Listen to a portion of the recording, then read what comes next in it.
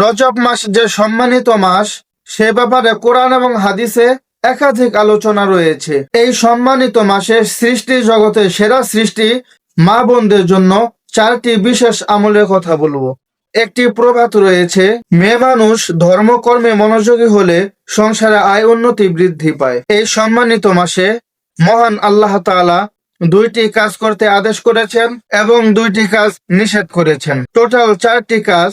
এই 4টি কাজ সম্পর্কে আমাদের অবশ্যই জানতে হবে।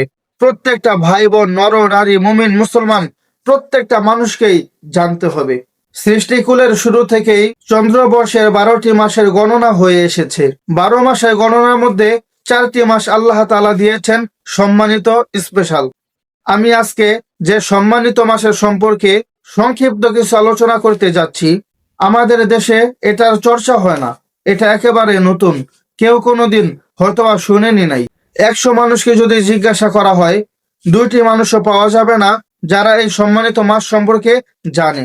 এজন্য গভীর মনোযোগ দিয়ে কথাগুলো শ্রবণ করুন এবং মুখস্থ করুন আমলগুলো করার উদ্দেশ্যে, এবং ভাই বেরাদার, আত্মীয় স্বজন যারা রয়েছে তাদেরকেও এই সম্মানিত মাসগুলো সম্পর্কে জানান, আমলগুলো সম্পর্কে জানান। আমি বলছি না আমার ভিডিওটি শেয়ার করার জন্য, তবে আপনার দিনের দায়িত্ব হচ্ছে আপনার দিনী ভাই বোন, আত্মীয় স্বজন, মা বাবা সবাইকে এই দিনের বার্তা পৌঁছে দেওয়া।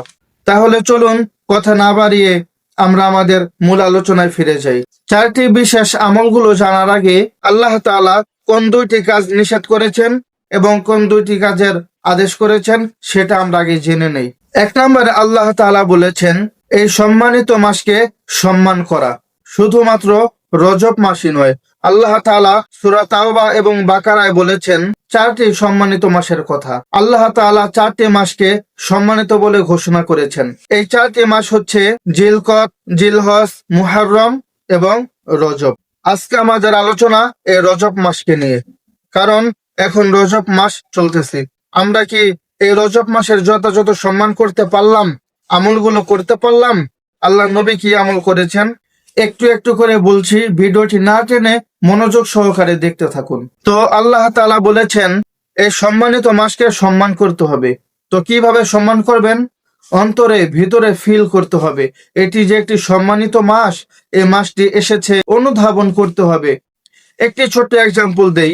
যে সকল ভাইয়েরা ধূমপান করেন অর্থাৎ সিগারেট খান, যারা ভালো, আদর্শবান, শিক্ষিত, তারা সিগারেট খেলেও মুরব্বীদেরকে সম্মান করে খায়। মুরব্বীদের সামনে খায় না, আলেম ওলামাদের সামনে খায় না, ইভেন নিজের যে বাবা রয়েছে, নিজের শ্বশুর, তাদের সামনে কখনো সিগারেট খায় না। কারণ সেও জানে এটি গুনাহের কাজ, কিন্তু তাদের সম্মানার্থে তাদের সামনে খায় না। এটা হচ্ছে সম্মান করা। আল্লাহ তাআলা এটাই বুঝিয়েছেন যে সম্মানিত মাসকে আপনাকে সম্মান করতে হবে। 2 নাম্বারটি কি দেখুন, তাহলে আরো বিস্তারিত বুঝতে পারবেন। আল্লাহ তাআলা বলেন সব সময় যে আমলগুলো করো, সে আমলগুলো এই সম্মানিত মাসে আরো বেশি গুরুত্বের সাথে করো। অর্থাৎ এই মাসে আল্লাহ তাআলা আপনাকে বেনিফিট, ফজিলত, সওয়াব অবশ্যই বেশি দান করবেন। নির্দিষ্ট করে বলা হয় নাই যে এই পরিমাণ সওয়াব বেশি, এই পরিমাণ নেকি বেশি হবে, তবে বেশি বেনিফিট পাবেন, এটার ফজিলত আল্লাহ তাআলা নিজ হাতে দান করবেন ইনশাআল্লাহ।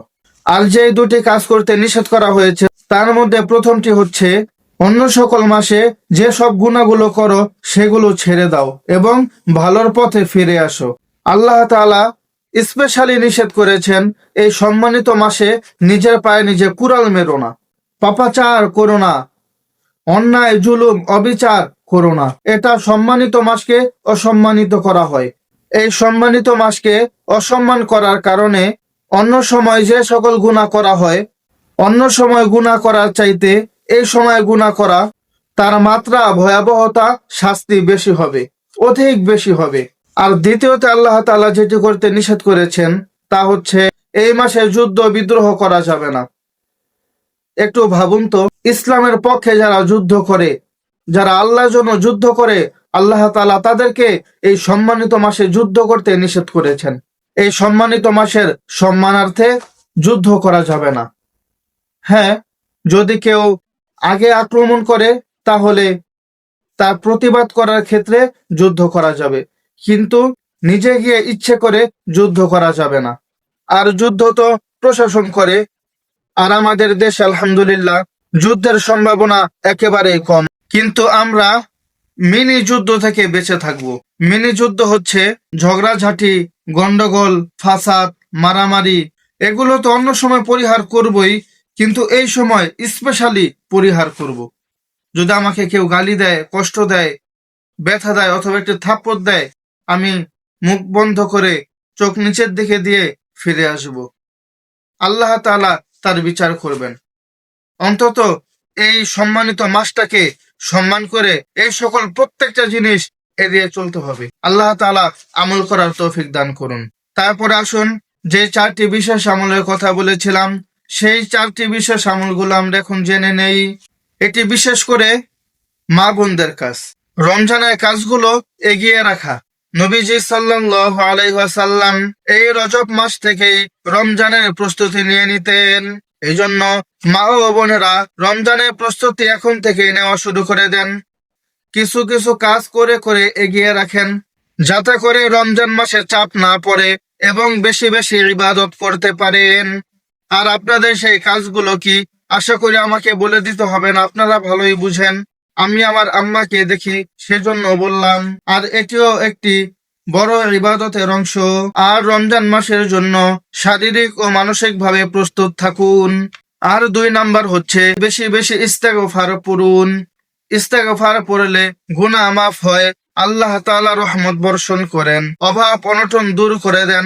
আল্লাহর নবীও প্রতিদিন কমপক্ষে 70 বার ইস্তেগফার পড়তেন। রজব মাস হলো ক্ষমা চাওয়ার মাস। মহিলা মা বোনেরা ঘরে কাজ করতে করতে মনে মনে আস্তাগফিরুল্লাহ, আস্তাগফিরুল্লাহ, আস্তাগফিরুল্লাহ পড়তে থাকুন। নিয়ত করুন প্রতিদিন কমপক্ষে 500 বার পড়বেন, কারণ রমজানের আগেই শয়তান বেশি বেশি গিট্টু মারতে শুরু করে দিবে, যাতে আমল ও ইবাদত বেশি বেশি করতে না পারেন। ইস্তেগফার হচ্ছে শয়তানের জন্য অস্ত্র। যখন আপনি বেশি বেশি আস্তাগফিরুল্লাহ পড়বেন, শয়তান ততই দূরে থাকবে। হাদিস শরীফে আছে, অন্য মাসের তুলনায় এই মাসে ইস্তেগফারের ফজিলত বেশি পাওয়া যায়। 3 নাম্বার হচ্ছে দুরূদ শরীফের আমল। বেশি বেশি দুরূদ শরীফ পাঠ করুন। সব আমলের রাজা হলো দুরূদ শরীফ। হাদিস শরীফে এসেছে, কেউ যদি একবার দুরূদ শরীফ পাঠ করে, তার আমলনামায় 10টি নেকি দান করা হয়, 10টি গুনাহ মাফ করা হয়, 10টি রহমত নাজিল করা হয়, এবং তার দুরূদ শরীফটাকে মদিনায় নবীজি সাল্লাল্লাহু আলাইহি ওয়াসাল্লামের রওজা পাকে পেশ করা হয়। সংসার থেকে অভাব অনটন, দুঃখ কষ্ট, ঝগড়াঝাটি দূর হয়ে যায়। এই জন্য ঘরে কাজ করতে করতে, রান্না বান্না করতে করতে, ছেলে সন্তানদেরকে দেখতে দেখতে শুধু দুরূদ শরীফ পড়তে থাকুন। বড় যদি পড়তে নাও পারেন, ছোটটি পড়ুন। সাল্লাল্লাহু আলাইহি ওয়াসাল্লাম, সাল্লাল্লাহু আলাইহি ওয়াসাল্লাম, সাল্লাল্লাহু আলাইহি ওয়াসাল্লাম। হাঁটবেন, চলবেন, কাজ করবেন আর দুরূদ পড়তে থাকবেন। আস্তাগফিরুল্লাহ পড়বেন, দুরূদ শরীফ পড়বেন। আরেকটি কথা মনে রাখবেন, কোন দোয়া করার আগে যদি দুরূদ শরীফ পড়া না হয়, আল্লাহ তাআলা সেই দোয়াটা কবুল করেন না। তার ওই দোয়াটা আসমানে ঝুলন্ত অবস্থায় থাকে যতক্ষণ পর্যন্ত দুরূদ শরীফ না পড়ে। এই জন্য প্রিয় মা ও বোনেরা, সব সময় আল্লাহ তাআলার কাছে দোয়া করার আগে দুরূদ শরীফ পড়বেন। আর যদি পারেন তার আগে আস্তাগফিরুল্লাহ পড়বেন। আস্তাগফিরুল্লাহ পড়ে প্রথমে আল্লাহর কাছে ক্ষমা চাইলেন, তারপরে তার নবীর উপরে দুরূদ পড়লেন, তারপর আপনি আপনার নিজের জন্য চাইলেন। তাহলে আল্লাহ তাআলা আপনার এই দোয়াটা ফিরিয়ে দিতে লজ্জাবোধ করবেন। সহিহ হাদিস দ্বারা প্রমাণিত, আপনার ওই দোয়া কবুল হবেই।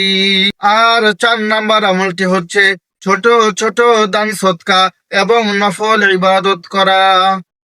নফল ইবাদতের মধ্যে রয়েছে এই মাসে সবচাইতে বেশি গুরুত্বপূর্ণ, যেগুলো হচ্ছে রোজা। আল্লাহর নবীর এক সাহাবী নফল রোজা রাখতেছিলেন, এইভাবে নরমাল মাসে অনেকগুলো রেখেছেন। আল্লাহর নবী তাকে বলেন, তুমি এই মাসে আর রেখো না, সামনেই আসছে সম্মানিত মাস, তুমি ওই মাসে বেশি বেশি রোজা রাখিও। আল্লাহর নবী রমজান মাস ব্যতীত রমজান মাসের পরে যে 11টি মাস রয়েছে, এই 11টি মাসের মধ্যে সবচাইতে বেশি রোজা রেখেছেন এই মাসে। এজন্য শুধু বৃহস্পতি আর সোমবারে নয়, যদি পারেন শুধুমাত্র শুক্রবার বাদ দিয়ে আপনি অন্য যেই কোনো দিন পারেন সেই দিনই রোজা রাখেন। একটি মাসে যদি 30 দিন হয়, আল্লাহর নবী কোনো কোনো বছর 15টি রোজা রেখেছে, কোনো কোনো বছর তার চাইতে বেশিও রেখেছে, আবার কখনো একটু কমও রেখেছে। মানুষকে বলেছে তোমরা এই সম্মানিত মাসে বেশি বেশি রোজা রাখো। এটা হচ্ছে রোজার প্রস্তুতি। এখন থেকে রোজার প্রস্তুতি নিতে শুরু করতে হবে। যদি আপনি এখন থেকে রোজার প্রস্তুতি শুরু করতে পারেন, তাহলে রমজানের আমলগুলো আপনি পরিপূর্ণ করতে পারবেন। আর আল্লাহর নবী বলেছেন, যদি কেউ রমজান মাস পেয়ে নিজের গুনাহ ক্ষমা করাইতে পারলো না, নিজের আমল দ্বারা আল্লাহ তাআলার কাছে ক্ষমা চেয়েছে, দোয়ার মাধ্যমে নিজের গুনাহগুলো ক্ষমা করাইতে পারলো না, সে ধ্বংস হয়ে যাক। নাউযুবিল্লাহ। আল্লাহর নবীর বদদোয়া রয়েছে। এই জন্য রমজান মাসে যদি নিজের গুনাহ ক্ষমা করাইতে চান, তাহলে আজ থেকে এখন থেকে নিয়ত করুন এবং এখন থেকেই আমল করা শুরু করে দিন। আজ রাতেই তাহাজ্জুদ পড়ুন, আজ রাতেই সেহরি খেয়ে রোজা রাখুন। রজব মাসের আর বেশি দিন নাই, আর অল্প কিছুদিন বাকি রয়েছে। এই কটা দিন বেশি বেশি রোজা রাখুন, আমলগুলো করতে থাকুন। নফল ইবাদতের মধ্যে আরেকটি হচ্ছে গভীর রজনীতে একটু উঠুন, তাহাজ্জুদ পড়ুন। আল্লাহ তাআলা তাহাজ্জুদের সময় প্রথম আসমানে নেমে আসেন এবং সে ডাকতে থাকেন, উদউনি আস্তাজিব লাকুম, উদউনি আস্তাজিব লাকুম, ক্বালা উদউনি আস্তাজিব লাকুম।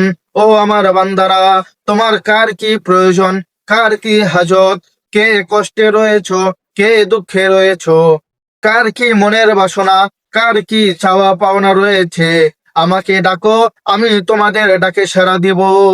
প্রত্যেকটা দিন আল্লাহ তাআলা প্রথম আসমানে এই তাহাজ্জুদের সময় এসে ডাকতে থাকেন, কিন্তু আমরা কি উঠে বলেন? উঠতে পারি না। কপাল পোড়া জাতি হয়ে গিয়েছি আমরা। একটু কষ্ট হলেও শেষ রাতে উঠুন, রাত তো লম্বা, তাড়াতাড়ি ঘুমিয়ে যান। এশার সালাতের আগেই রাতের খাবার খেয়ে নেন, এটা নবীজির সুন্নত। এশারের পরে তাড়াতাড়ি ঘুমিয়ে যান এবং শেষ রাতে তাড়াতাড়ি উঠুন। আল্লাহ তাআলার কুদরতি পায়ে সেজদায় পড়ে যান।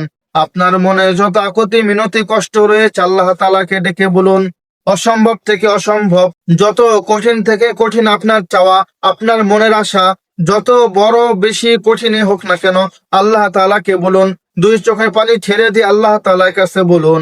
আল্লাহ তাআলা কবুল করবেন ইনশাআল্লাহ। আর যদি রাতে উঠতে না পারেন, তাহলে আরেকটি অপশন দিয়ে দেই। আমার পরামর্শ হচ্ছে রাতে উঠে তাহাজ্জুদ পড়বেন।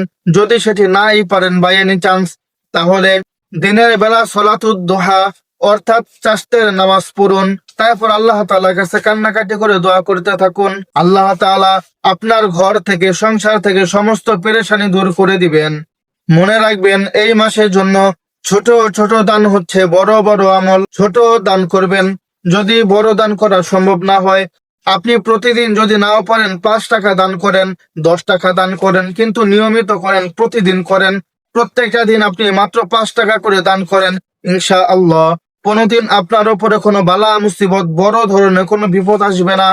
অ্যাক্সিডেন্ট, কত ধরনের বালা মুসিবত মানুষের হয়ে থাকে, কোনো বালা মুসিবতই আসবে না ইনশাআল্লাহ। আল্লাহর নবী বলেছেন, দান করলে বালা মুসিবত দূর হয়ে যায়, দান করলে কখনো কমে না। আল্লাহ তাআলা কোরআনে বলেছেন, দান করলে বাড়ে। তোমরা দেখো দান করলে কমে, কিন্তু আমি বলি দান করলে বাড়ে। আরেকটি দোয়ার কথা হঠাৎ করে মনে পড়ে গেল। আল্লাহর নবী রজবের চাঁদ দেখলে দোয়াটি পড়তেন, পুরো মাস জুড়েই পড়তে থাকতেন। দোয়াটি হলো, আল্লাহুম্মা বারিক লানা ফি রজব ওয়া শাবান ওয়া বাল্লিগনা রমাদান। অর্থ হচ্ছে, হে আল্লাহ, আপনি আমাদের জন্য রজব এবং শাবান মাসকে বরকতময় করে দিন এবং রমজান মাস পর্যন্ত হায়াত বৃদ্ধি করে দিন। কত সুন্দর দোয়া আল্লাহর নবী শিখিয়েছেন। মহিলা মা বোনেরা যায় নামাজে বসে এই দোয়াটি বেশি বেশি পাঠ করুন। আমি আর একবার বলে দিচ্ছি, আল্লাহুম্মা বারিক লানা ফি রজব ওয়া শাবান ওয়া বাল্লিগনা রমাদান।